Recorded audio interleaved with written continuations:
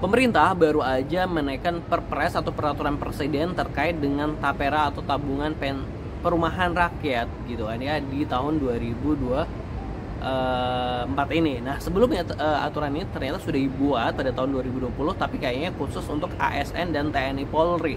Nah di tahun 2024 ini kayaknya tabungan ini mulai menyasar bagi karyawan swasta ataupun freelancer gitu. Jadi mereka mulai diwajibkan untuk ikut dalam program tabungan tapera ini, dan sebenarnya efektifnya mulai aktifnya nanti di tahun 2027 itu baru semuanya wajib gitu.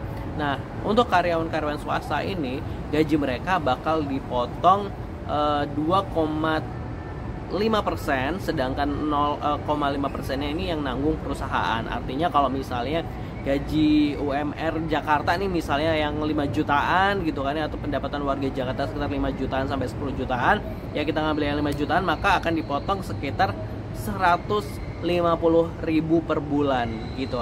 Nah ini yang perlu diingat juga bahwa UMR di daerah-daerah ini berbeda ya. Misal kalau Jakarta 5 juta, mungkin di kabupaten lain atau daerah-daerah lain bisa lebih rendah ataupun lebih tinggi. Seperti itu nih positive people. Nah terus waktu gue baca-baca ini gue juga masih bingung sebenarnya ini tabungan ini nih bakal seperti apa gitu. Masa iya dengan uang 150.000 per bulan atau sekitar 1.700.000-an atau 1.800.000-an per tahun kita bisa punya rumah gitu kan ya, kayak nggak mungkin gitu loh. Misalnya DP rumah misalnya kayak cicilan rumah aja yang berapa ratus juta aja kayak sekitar 1 jutaan per bulan atau bahkan 2 jutaan 3 jutaan per bulan. Ini masa kita dengan uang 150.000 bisa dapat rumah? Ini kan sebuah luar biasa gitu, luar biasa banget. Terus nah gue juga nggak ngerti nih ini skema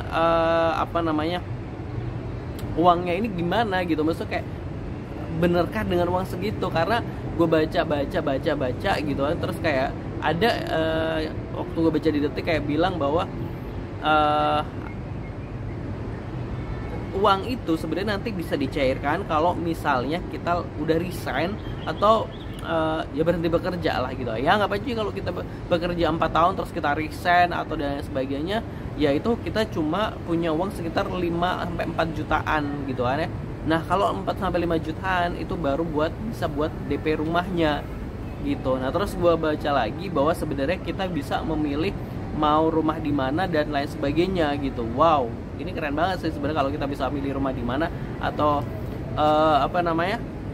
yang harganya berapa gitu, kayaknya oke banget gitu kan ya.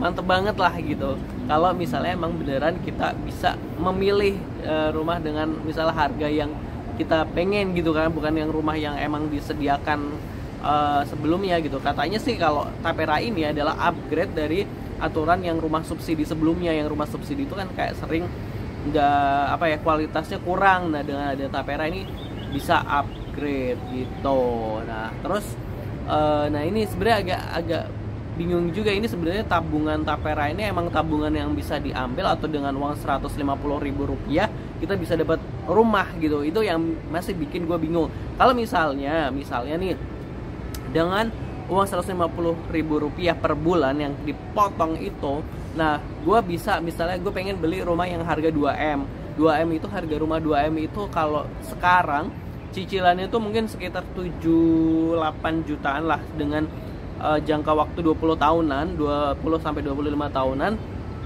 Terus misalnya gue bayar 150.000 rupiah per bulan, terus artinya yang 6.850 kalau itu yang bayarin pemerintah. Nah gue setuju banget, gue setuju banget.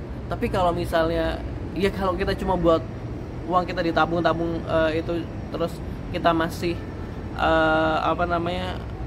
ya cuma ditabung doang dan lain sebagainya, ya ngapain gitu loh kalau nanti buat nanti diambil terus akhirnya kita DP terus kita nyicil. Terus kalau misalnya dengan uang itu terus membuat kita jadi kayak diwajibkan untuk nyicil rumah, kan berarti kita jadi utang gitu loh, punya utang. Nah itu kayak gue kayak gimana sih ini konsepnya, gue masih bingung gitu. Masuk bingung, berarti kita di rakyat ini diwajibkan untuk punya utang gitu kan. Waduh, itu kayak waduh ini gimana nih. Jadi kalau menurut Positive People ini gimana nih dengan adanya Tapera ini, tabungan perumahan rakyat. Ingat ya, yang dipotong ini bukan hanya Tapera aja dari gaji kita, kayak BPJS sebelumnya juga udah ada potongan dan lain sebagainya. Jadi kayak makin banyak potongan gak sih gitu. Jangan lupa follow dan subscribe Aksa Nation, kita bahas isu-isu lainnya.